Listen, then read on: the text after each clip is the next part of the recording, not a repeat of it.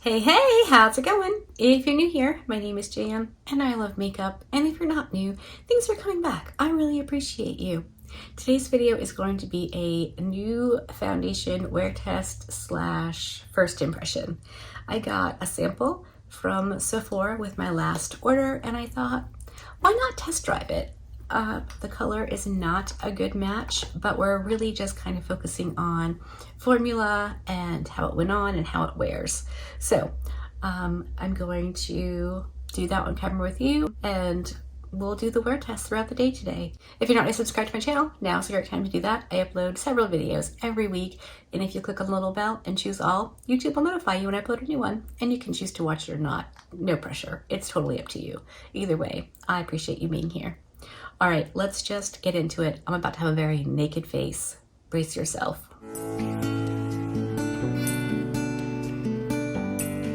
Okay, obviously, we're doing a first impressions foundation slash wear test video today. I got the Gucci 24-Hour Wear Breathable Foundation Luminous Matte Finish. This is in the shade 22W. Nope. 220W.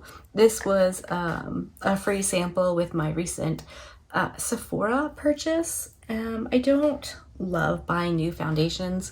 I definitely don't buy high-end foundations because if you're new here, I'm horrible at color matching. I do have correctors and I've been learning how to finagle it a bit better. I'm at a weird place right now because I've gotten pretty tan on my body but not my face. So I thought we could do a wear test with this. Even though it's just a sample, I feel like we could get an idea. I have pretty normal skin with an oily T-zone. And I always, without fail, always prime my face with the Danessa Myricks Yummy Skin powder balm thingy. I don't have the universal shade right now. I used it all up, every last drop, but I do have shade 3, which again, isn't my skin tone right now. But I thought I would do half my face with the balm, like I always do, and the other half without, and just so we can compare and see what we think on normal skin with an oily T-zone. So I'm just going to apply the balm like I always do, only to half my face, just half. Don't do the whole thing. If I don't keep saying only half, muscle memory is gonna take over and I'm gonna do my whole face. So we're just doing half of my face. And I know there's a lot of ways that you can apply this balm. I've tried all of them. I bought the I had the Rose & Ben brush, which I was impressed because, I never had the things. I'm not cool like that. I tried with the Rose & Ben brush, like it was suggested when this product was released. I've tried with a wet sponge. I've tried with a random brush. I've tried my fingers, was not a fan. And my favorite way is with a velour puff. So I always use one of these little doobies to apply it.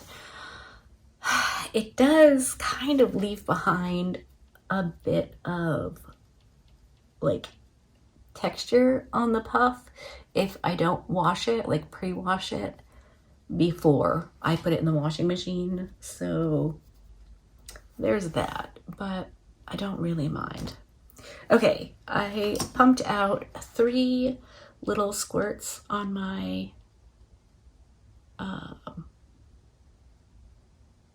what is this thingy called? Palette. A mixing palette. So I'm going to apply that to my face. I've been really loving the e.l.f. Putty Primer Applicator brush to apply my foundation. So I figure we'll try this and see what I think. So I just booped in. This is not going to be the correct color for me. There's like no chance. They only had 3 options, so I thought we could just, really do a wear test and see what the formula was like. I can probably play with, you know, making it match up a little bit with bronzer and concealer and all of those things. So I'm just gonna work on getting this blended all over. Maybe we'll do a damp sponge on my forehead.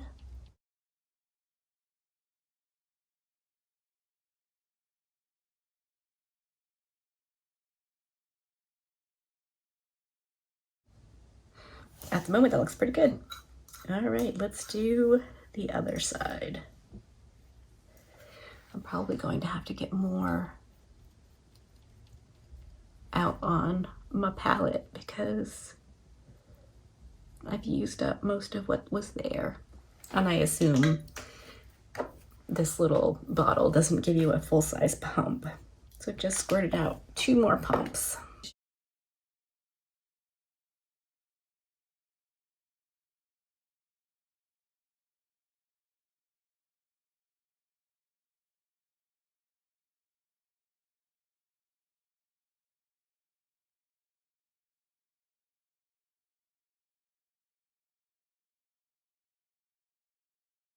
That coverage is actually pretty darn nice. All right, I am going to use the brush to dot it onto my forehead. And then we'll try a damp sponge to blend it out.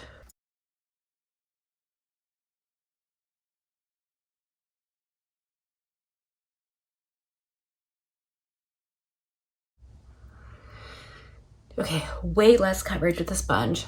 Shockingly, I know, but it's, I feel like, nice if you were looking for super light, which, you know, I'm not. So I'm gonna go in with my brush and just even out my forehead a little bit. Okay, like I said, disregard the color, but let's zoom in for an up close at how my face looks. So no primer, primer.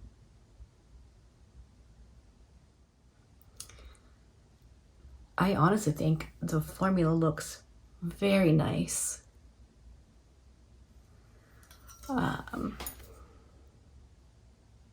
It's a little bit tacky and does transfer a tiny onto my finger, but nothing like super bad. I'm going to go off camera and do all the usual things. I'm going to concealer. I'll use the Wet n Wild like I always do, and I'll use my NJC powder, and I'll come back and show you what it looks like before I do bronzer, blush, and highlight, so you can see what it looks like fully powdered. Wow, I'm having trouble with words. Also, it's already 11:48, so I'm getting a late start today, but that should be fine. My face is powdered again. Not looking great color-wise, but I think my skin looks pretty good. So I'm going to pop off, finish up my face, come back, and we'll note the time. I'm probably going to get about 5 hours in today, so we'll see in a minute.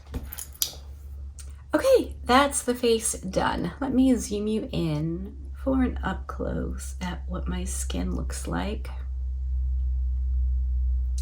My contour is the Kevyn Aucoin, of course. My bronzer is the Hoola bronzer. I got this mini one when I did the video about all the makeups YouTubers raved about. My blush is the Essence Bold Heart. My lip is this little Wet n Wild pencil and Never Petal Down.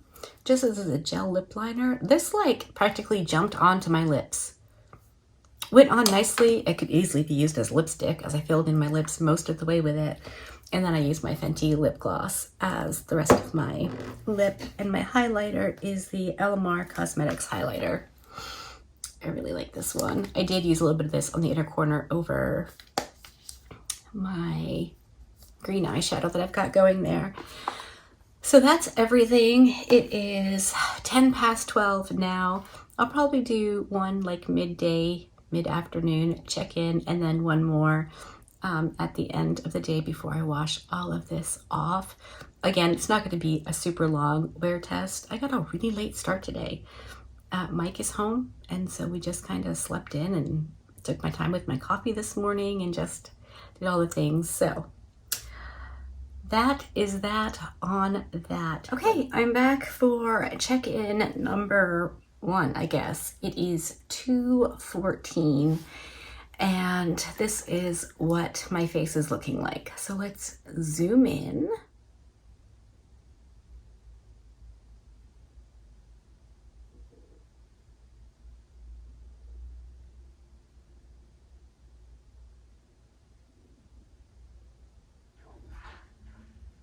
So I think it's looking very, very good. I'm very happy with how it looks on both sides, really. I think they look pretty much the same. So we'll see in a couple more hours how it holds up.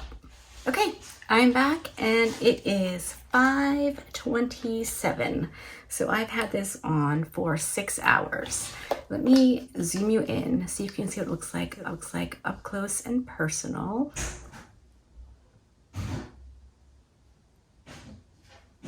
Now, obviously, I have my lights on and it tends to make my makeup look pretty good.